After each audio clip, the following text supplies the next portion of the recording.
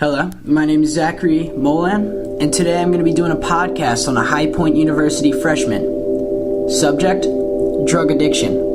Drug of choice, cocaine.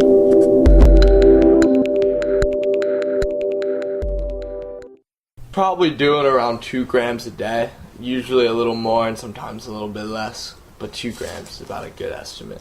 Cocaine is about $50 a gram. With an average of 2 grams a day, his total was rising up to $350 a week. Why would someone want to start something that's so expensive? Such an expensive and dangerous habit. I was having a conversation with a buddy of mine, and he was saying how awesome it would be just to feel that much power in your body, and that he wanted to try it at one point. So I knew somebody who I was working with who had it. And I called her up and I was like, hey, would it be alright if me and a friend just try a little bit of it? She was like, yeah, that's fine. Just come to work a little bit earlier. We'll do it in the back parking lot. I was like, okay, sounds good. And I called up my friend, and then he was like, no, man, I don't want to do that. But it was already set up, and I was kind of interested in trying it, so I went and did it anyway. Cocaine is a very addictive drug. It's one of the most addictive drugs out there. When I first started doing it, the first time I did it, I only did a little bit of it, and then I did it a couple days later, and then just started doing it every day since then. And then when it started becoming a regular use, and when I got a ticket for possession of marijuana, I decided to start going to AA to sober up. AA is an organization that helps people get off addiction, not only alcohol, but drugs as well. I was in AA for 12 days, and then I was giving somebody I worked with a ride home, and they had some coke on them, and I asked if I could get a bump, and they gave that to me. So that was my first relapse, and then I relapsed again 3 days later, and then just stopped going to AA, and it was on since then. I never looked back. With such an expensive addiction like coke, you need to find creative and steady ways of income. I was serving tables at a restaurant, and I worked there all the time, so I used to use the tip out from that to buy it. I used to buy gift cards on a credit card, and when people paid for cash at the restaurant, I would just swipe my card, that gift card that I bought, pocket the cash, and add a bunch of tips to it. And I also stole money from my family, my mom and my 2 younger brothers. From most of my readings about different drug addicts and how they pay for it, most addicts do steal money from their families to keep their addiction going. They never caught me red-handed, but there were a couple times where they knew, You know that it was happening? Yeah, they knew it was happening. When you join AA, it is Alcoholics Anonymous. You do not have to inform anyone you are going, and they will not inform anyone that you are there.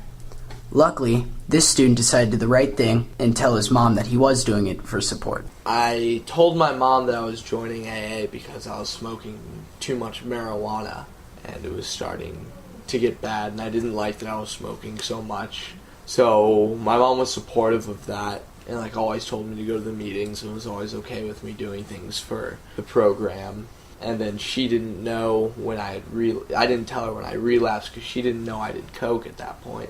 And I didn't tell her when I relapsed, and then I just told her that I kept going to AA, and that was a lot of my excuses.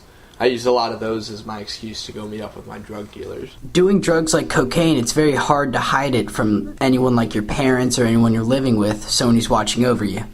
So, at some point, she had to figure out. Well, my friends told me after the fact that my mom had known for most of the time that I was doing coke, and that she had a number for a rehab facility, a number for a therapist, all this information about cocaine addiction and the right way to fix the problem that I was developing. And she didn't do anything about it, and she didn't say anything about it. And then 10 days after I quit, my mom came up to me and was like, your brother told me how, what you were doing and everything, and, I want to get you out of it. But at that point, I was already 10 days sober, so it was kind of too late for her to do anything. Cocaine can be a very social drug. Everyone likes to have a friend to be doing it with. Nobody really started doing it a lot because of me. There's this one girl I knew who had done it a couple times, but didn't really like doing it. And when I started doing it, she started buying some off of me, and we started doing it a lot together, but that ended quickly, shortly after I ended my whole stint. Cocaine is a drug that will affect many people emotionally as well as mentally. At first, it was just like the best thing. Like, you could escape from whatever your problems were. Like, as soon as you put your nose down and did that line, you just felt perfect. Like, nothing was wrong. You didn't have a worry in the world. You didn't have to worry about what school assignments you had to do, or your mom was pissed at you, or how you're going to pay for your ticket, or, how you're going to pass your probation drug test. It was a complete escape from everything. And then, once it started turning into a problem, it just made me very, very depressed and just a not happy person. And I lost a lot of friends, and my brother stopped talking to me for a lot of it. And it was basically just me against the world at that point. When you are addicted to anything, it can be very hard to quit it. Cocaine is one of those things that it can be extremely hard. It was very hard. Basically, I just decided I wanted to stop, and I made the last few buddies that I had take my keys away from me, wouldn't let me leave the house. And basically, I just sat in my living room. I couldn't get to sleep because my cravings and my anxiety was so bad. I just stayed awake for the next 3 days, just going through withdrawals, like not being able to move because your body hurt so bad.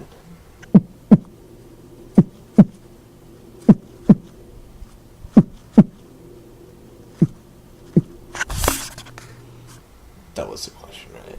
Yeah. Yeah. Yeah, that was the question. While getting over his withdrawals, he would smoke 4 packs of cigarettes a day. He went through about 4 packs a day for a good couple weeks before he started just consistently smoking 1 pack, and currently consistently smokes 1 pack. There's usually that one moment where you say, I need to stop doing this. This student's moment involved $600 worth of cocaine, 1 friend, and the house to himself for the weekend.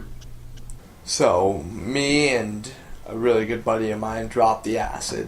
And I was doing coke the entire night while I was tripping acid.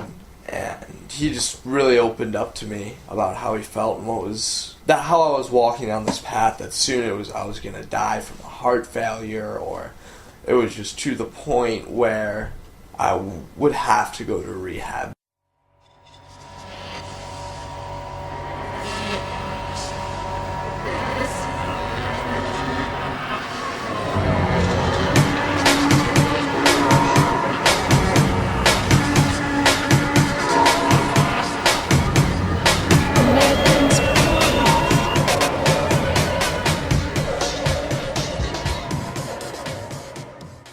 On the 20th of September, this student will be 8 months off coke. Even though it's getting less and less urged to do it, he still has the craving in the back of his head. It's not an easy thing to let go, but he's decided to turn his life around for the best.